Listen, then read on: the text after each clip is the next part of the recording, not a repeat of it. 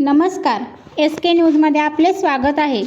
ब्रिजेश पाटोळे यांची राष्ट्रीय संरक्षण अकॅडमीमध्ये निवड झाल्याबद्दल शहीद सुरेश चव्हाण हायस्कूल करोली टीमध्ये सत्कार समारंभ संपन्न झाला. अत्यंत गरीब खडतर परिस्थितीतून ब्रिजेश पाटोळे यांनी आपल्या जिद्दीच्या जोरावर व अफाट मेहनतीने हे यश संपादन केले व गावाचे नाव मोठे केले, असे कार्यक्रमाचे अध्यक्ष व विद्यालयाचे मुख्याध्यापक श्री अरुण सावंत सर यांनी आपले मत व्यक्त केले. कार्यक्रमाचे प्रास्ताविक स्वागत श्री PS गुरव यांनी केले.